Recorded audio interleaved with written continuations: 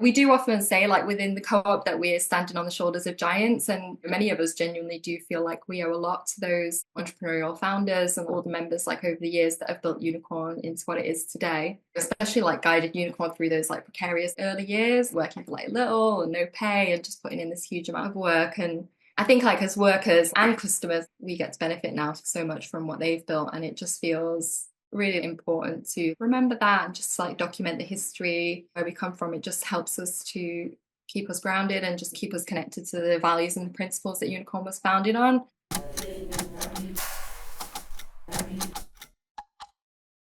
Today's guest is Corrina O'Brien. Corrina is a member of Unicorn Grocery, a worker cooperative in Manchester. Unicorn has been around since 1996, when it started operating out of a small garage. The business grew and thrived, and in 2003, the co-op bought the entire building and were able to vastly increase their on-site storage and grow the business. Corrina joined Unicorn in 2021 as part of their veg buying and marketing team. She grew up locally and is keen for Unicorn Grocery to continue to live up to its mission to make local and organic veg accessible to a diverse customer base, but also to balance that with fairly paying producers, farmers, and co-op members themselves. Corrina, welcome to Punchcard. Thanks for taking the time to speak to me. Great to be here, thank you. So I always begin these episodes, for those who might be new to worker co-ops, to ask the guest to explain in their own words what a worker co-op is. To me, a worker co-op is a business that's owned and run democratically by the people that work there. So instead of existing to make profits for shareholders, it's structured in a way that it benefits the workers, local community, and just has a positive impact in whichever sector it is. You know, every co-op's different depending on what it does, but at ours, the priorities are definitely strengthening the resilience of local food markets and expanding access to organic food in our local area, and just offering a responsibly and nutritionally sourced alternative to regular supermarkets. And we try and do that whilst also making sure to pay a living wage to, we've got just over 50 members now and a small group of casual workers, and using parts of our profits to invest back into grassroots organisations, locally and worldwide, that align with our values and mission. You actually grew up near to where Unicorn is based. Yeah. What was it kind of like growing up in that area, and how has it maybe changed? I grew up in Stratford in the 80s and 90s. We didn't have a lot of money, and it was sort of like the back end of Thatcherism and breakdown of workers' unions, and a lot of unemployment and local factory closures and things like that. But there was like a really strong sense of community, like you know all your neighbours and the kids were your friends and you'd all play out on the street. So I guess that did give me like a strong sense of what local and community is, and probably part of what drew me to co-op values and more community-focused work. There's kind of Rochdale's not too far. Manchester is the centre of a lot of co-op-y businesses and national co-op entities. Did you kind of have a sense of that growing up? Was that something that came later on? It probably came later on. I didn't really know too much about co-ops until later years, but my granddad was a really strong presence in worker unions, so that connection to that side of things was present in my life and something that I felt quite connected to growing up. Would you say that you were particularly political in your younger years? I suppose like as a kid, like I did have quite a strong sense of unease about the destruction of nature and wildlife. There was this meadow like near my house, like lots of trees where we used to like to go and play, and eventually it got paved over for this big tech shop. And the same thing happened with the Trafford Centre, which is this like massive, horrible like shopping mall. And that was like built on a place called Dumplington Meadows where we used to go play. And I just remember feeling really sad about losing these green spaces and like for all the wildlife that had lived there. I didn't actually realise at the time that it had been quite controversial because it was one of the last sort of bits of open land in like a really built up area. I remember like being quite upset and like just feeling like that there was a lot of injustice in that and just not sitting right with me. And I've just always been like a really big animal lover as well. And as I got older, I learned more and more about these intensive farming systems, and industrial agriculture is just so harmful to nature and people and ecosystems, and just sort of like started trying to consume in like more mindful ways as like a teenager and young adult. I spent a few years like volunteering with the Real Junk Food Project, which it's an organisation that was set up just to challenge the massive amounts of foods that gets wasted every day and just sort of repurpose that into meals to be served as a pay-as-you-feel cafe. I also had a friend who works in an organisation that supports Palestinian people and farmers, and like spent a bit of time in Palestine working on olive farms and things like that. And all of these experiences just really cemented a real interest in like sustainable and local and ethical food systems. So just something that really lines up closely with Unicorn's principles too. When I got a bit older and like finished uni, I spent most of my 20s just working overseas and just working odd jobs abroad. And looking back, it was probably a little bit of escapism as well. You know, just working in beautiful, unspoiled places in like the mountains and the coast of Portugal and things like that. And they were really fun jobs with like little responsibility and just lots of time for like hiking and just enjoying like beautiful outdoor spaces. And I ended up coming back to Manchester. I thought it was going to be temporary. It was to support a family member who was ill at the time, and ended up getting a job. Did that for a few years, but then found the job at Unicorn, which resonated like quite deeply with a lot of these issues that I had sort of cared about and were really important to me like growing up. So in 2021, you join and you've been there for 4 years almost. How does being in a worker co-op compare to some of the work that you had before? When I moved back to Manchester, I got a job still working in travel, but it was travel like tailored for charities. It seemed like a nice fit to be like helping charities and organizations that are doing good things in the world, sort of like supporting them. But after a few years of working there, the structure changed and it got taken over by new management, and it just became very profit driven. It just really didn't sit well with me at all. And also just wanted to sort of like leave such a high carbon impact industry as well. And when I joined Unicorn, one of the biggest shocks was to work somewhere with really clear values that are genuinely embedded in all the ways that we operate. And they're not just tacked on as like this corporate lip service. And it's sort of like where I see myself staying now for the foreseeable. So how does it embody those principles then? When Unicorn was founded, it was founded on principles of like fair and sustainable trade, which, you know, we can't do perfectly, unfortunately, in the world that we live in, but every buying decision that we make is always approached very thoughtfully. And we try to buy and operate in ways that have the least negative impact on people and planet, and trying to like trade responsibly. We always hear in the media a lot at the moment about how farmers aren't paid fair prices, and there's always this race to the bottom with supermarkets and with supermarket prices that are just completely unsustainable. And sometimes it's quite a tricky balance, like trying to keep prices really affordable and also still paying fair prices. And yeah, you know, other principles like secure employment. You know, some friends of mine have gone through like redundancies and just being treated quite horribly and unfairly by the places where they're employed. And it's just nice to know that I work somewhere where things like that just are very unlikely to happen, because I work in a co-op and co-ops look after their employees and value them, and everyone matters like in a different way. I feel more secure at Unicorn because I am a co-owner and I'm part of decision making, anything to do with workers' policies or pay rises, or, you know, whether we take the decision to recruit or just any big decisions like that I'm part of. So I do feel empowered and secure in my employment for that reason. It was a bit strange at first, actually, going from not working in co-op and, you know, being in like these strategy meetings and like big members meetings from day one. I actually found it a bit intimidating like when I first started, but you know, now I'm like a lot more used to it. That's quite interesting. Like, how was that process? How did they kind of bring you in? From the start, I was more like as an observer, sitting in on team meetings and governance meetings. And yeah, like I don't think there's massive pressure to contribute in them from day one. But I guess it's just to get you used to that sort of culture and like being part of those conversations as early as possible. And how long do you think it felt for you before you kind of got over that initial, whoa, this is crazy, this is different, I don't quite know how to be in this space, to a stage where you're like, okay, cool, I understand it now, I can contribute? I'd say maybe like a year or something. I was really lucky that I kind of got scooped up by the veg team like really early on, and they wanted to like get me involved really quickly into being part of that decision making, and they kind of put me on like some projects, which meant that I could then start contributing to those meetings like really quickly. And I find that that is such a unique thing about co-ops, is like every member of the co-op receives the same pay. And I know that in other organizations, things can feel like sometimes quite competitive. You can be like competing for promotions and things like that. And when you just strip that away, that's just like quite a different thing. The last couple of years were particularly good trading years. So there was a couple of pay rises. The finance team are like pretty on it to sort of be like looking at where we're sitting. We're really careful when they're doing like forecasting and things like that. But as soon as they see a certain amount of money is like in the pot, they're like, right, okay, time for a pay rise, which is great because with the cost of living crisis, all the bills have been going up.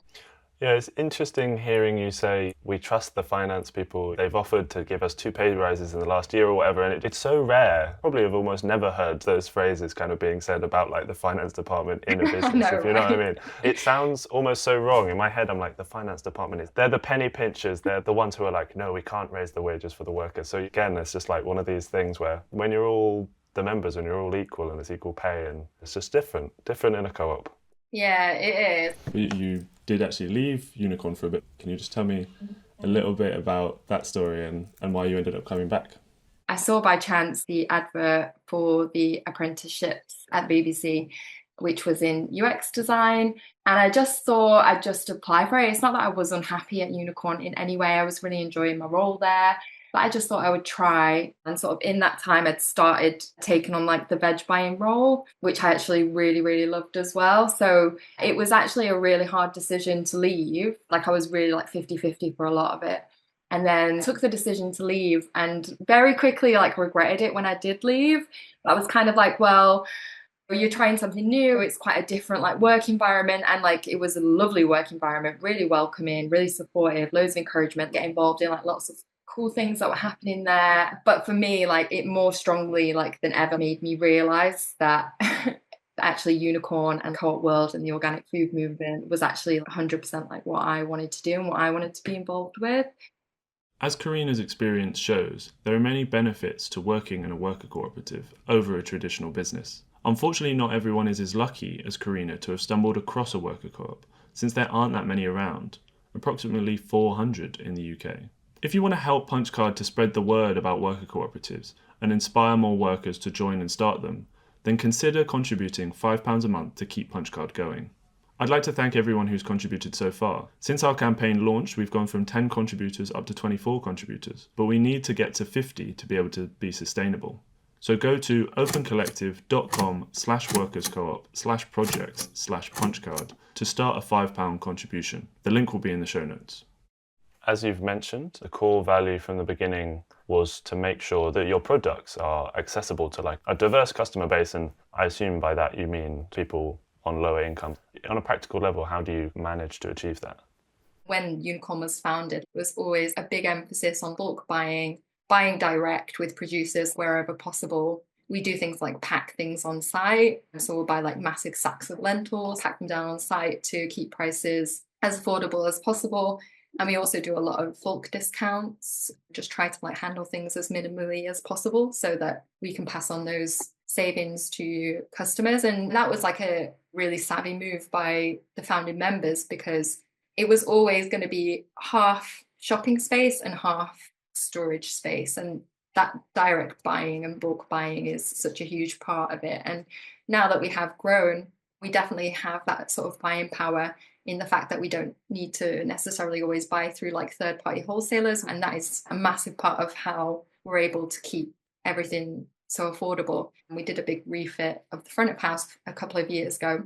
And now we're doing the same in the back of house, a big one being our veg cold store. And that's with the hopes that we can just, buy pallets of oranges, buy a pallet of lemons. And, because you just essentially just buying like a full pallet of like a single product, you can get better prices for that. That's going to be another step in us being able to continue to keep prices really affordable on the shop floor. It's just obviously a formula that really, really works. We do often say like within the co-op that we're standing on the shoulders of giants, and many of us genuinely do feel like we owe a lot to those entrepreneurial founders and all the members like over the years that have built Unicorn into what it is today, especially like guided Unicorn through those like precarious early years, working for like little and no pay and just putting in this huge amount of work. And I think like as workers and customers, we get to benefit now so much from what they've built, and it just feels really important to remember that and just like document the history where we come from. It just helps us to keep us grounded and just keep us connected to the values and the principles that Unicorn was founded on. So Unicorn is one of the oldest cooperatives in the UK.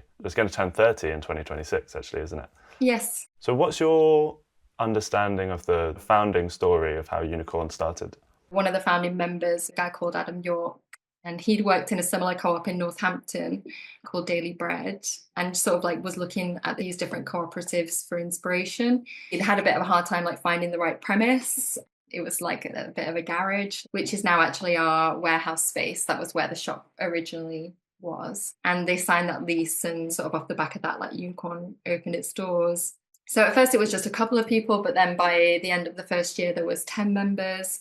And the sales were just really growing like much faster than expected. There was just so much local demand. Eventually, we were able to buy the whole building, and that was funded by customer loan stock. It was in 2003, so not ages actually after we were founded. The landlords decided that they were going to sell up the building. So it was either we were going to close, relocate, or just buy the whole site. So yeah, it was just a massive outpouring of support from the local community that enabled us to raise £350,000 in customer loan stock. And then with other loans, that enabled us to buy the whole site, which essentially doubled the shop floor space. And it also like crucially meant that we were visible from the main road. Sales just absolutely shot up, and our customer base like grew exponentially. We sort of went from 275,000 in the first full year of trading to over 1 million then. Obviously, it says worker co-op in massive words on the side of your building. But do you have a sense of how much the customers really understand or buy into the worker co-op element and perhaps some of the less mainstream ethos of it? Because I think everybody buys into sustainability, that's very kind of popular, uncontroversial to sort of be into that. But the worker co-op element and maybe some of the other more niche ethoses. What we find with our customers is that the longer that they shop with us, the more invested they become in those more sort of niche things, like you say. Generally, it's the affordable, like fresh, local food that attracts people. But what we really see, especially like through a customer survey that we do, is like the longer that people shop with us, the more invested they become in, and the more that they care about those other sort of core values and things like our structure. It's something that we always talk a lot about because we're so passionate about that and about co-ops and the wider co-op movement and workers' rights. It's something that we're always communicating about through like different channels like social media or talking externally or in our customer newsletter. Like it went to print yesterday to sort of celebrate like International Year of Co-ops. We've got like a whole big article just talking about the history of worker co-ops in there, and it's not necessarily what gets people through the door, but once people have been coming through that door for a number of years, that people really start to become invested in that side of things as well. I mean, obviously Unicorn is a fantastic co-op. It's gone from success to success. Why doesn't Unicorn, or is Unicorn looking at starting any new shops, or where does Unicorn see itself in terms of like its kind of future or growth?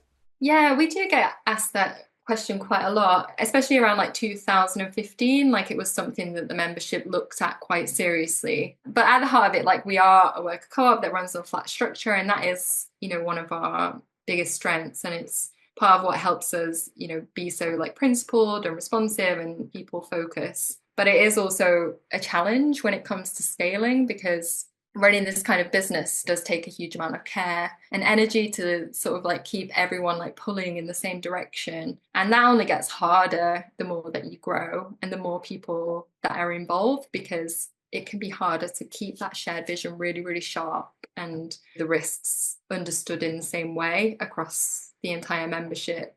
And that's especially true like if you think about opening a second site, because it's not just about the bricks and mortar or the buying and selling, because we're good at those bits. But it is just like the question of like how you preserve the heart and soul of a thing when you start trying to replicate it, because the last thing we'd want is to become a chain that loses some of its passion or its principles.